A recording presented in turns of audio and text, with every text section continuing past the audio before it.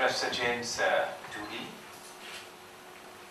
Baldevan Rangaraju, the author of this excellent book, Mr. Kucharan Das, a friend of mine, a leading intellectual and author, and the organizers of today's function. I'm indeed grateful that I'm having this opportunity to have some exchange of thoughts on what I believe is a truly remarkable study. Just before we began this formal session, I asked the author, why was Patna selected? And how come Patna became the city of this intensive study?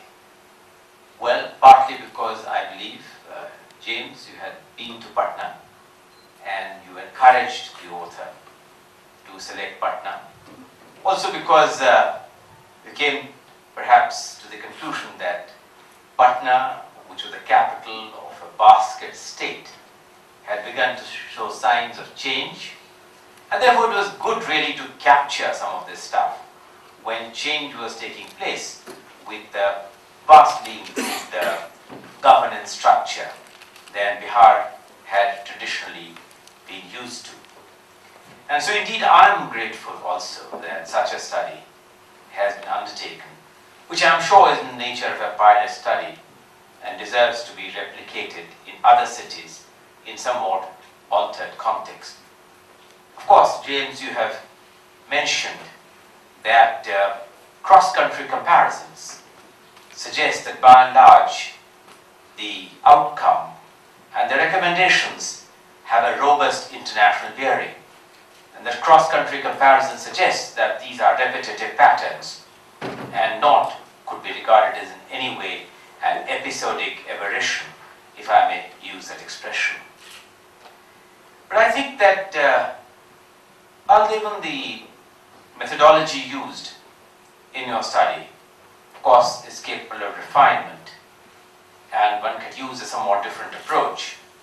One can also disagree with some of the findings, but I think that the core finding of your study really in many ways, from the viewpoint of policymakers, upturns the basic thrust of the Right to Education Act. I intervened in that debate in Parliament, and I did point out that whereas this legislation on the right to education had been greatly delayed, indeed, the constitutional obligation to give to the right to education existed a long time ago.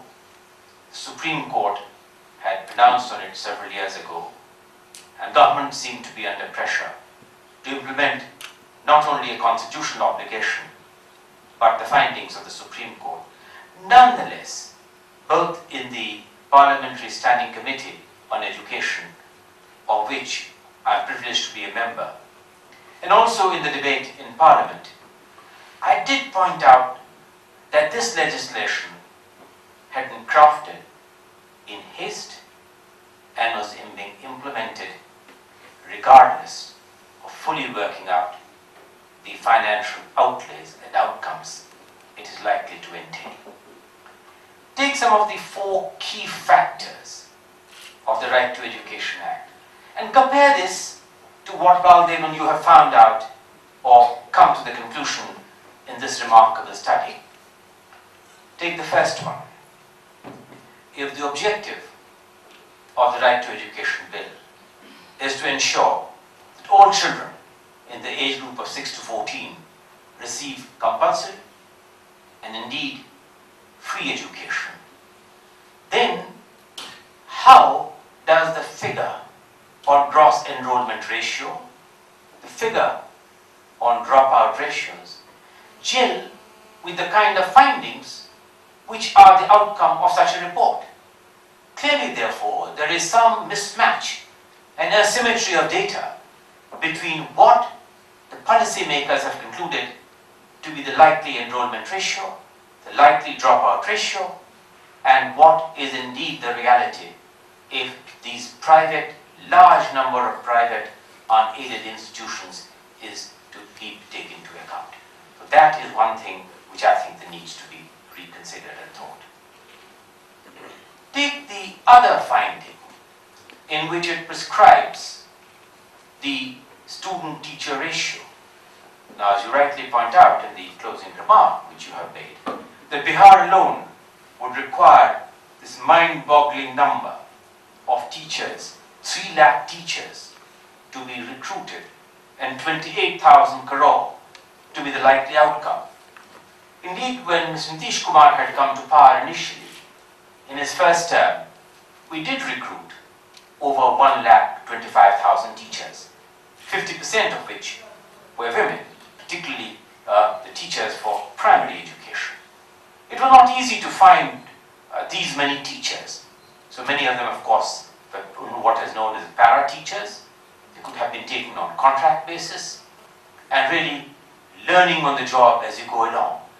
Clearly, the fact that you have found teacher attendance to be 90% in these private unaided institutions suggests that there is a large pool of teachers which remains untapped, and that I think the approach on teacher training and teacher attendance in school needs to undergo a tectonic shift than the approach which you seem to have been following so far. So I think that the whole issue of teacher recruitment, teacher training, teacher attendance is one area where I think that we deserve really a further and careful consideration. The third important finding, I think that which this report would seek us to revisit, is a general proposition that government schools, by the fact of having much better paid teachers, much better quality of infrastructure, would really result in outcomes which are superior than not the high-end private schools, but certainly better than private, unaided private schools, particularly at the lower end.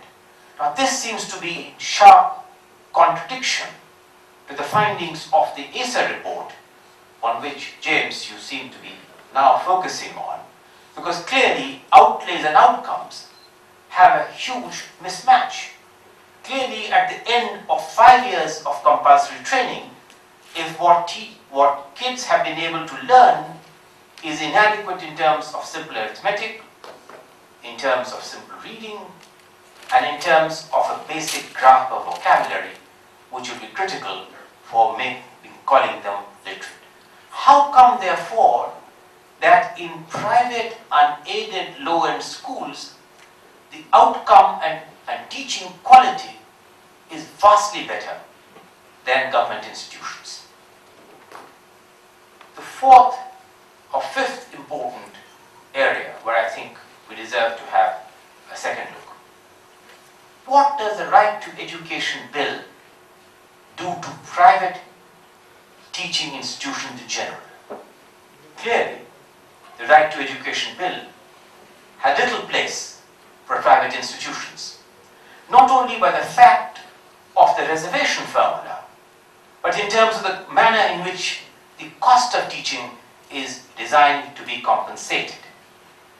Now, government believes, obviously, and falsely so in my view, that government would be in a position to fulfill the major gap in terms of meeting the obligations of the state for primary education. There is a right to universal secondary education bill, which I believe is on the anvil.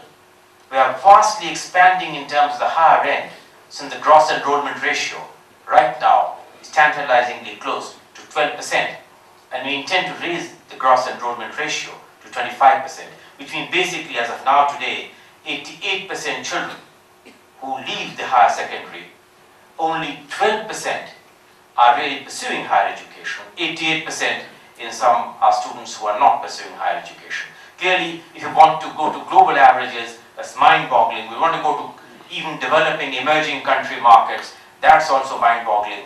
But the modest expectation of the 12th five-year plan of raising this from 12% to, let us say, 25% involves at least setting up 150,000 more new colleges. Now, the same issues of faculty, teacher training, in terms of outcomes, and so on. And finally, I think I'll raise one more issue and leave it at that.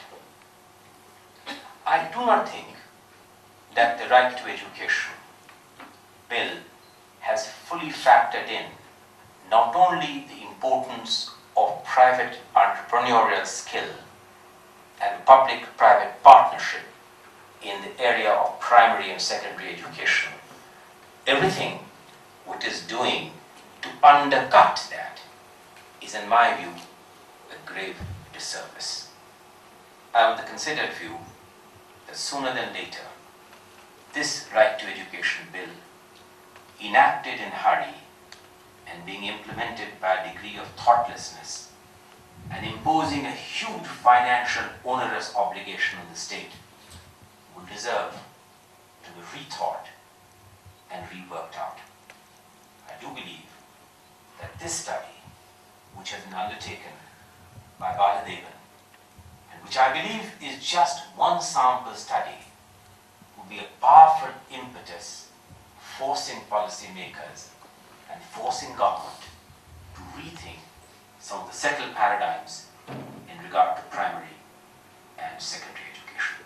In that sense, and more sense than one, this is really a national service which this study has undertaken. Thank you very much.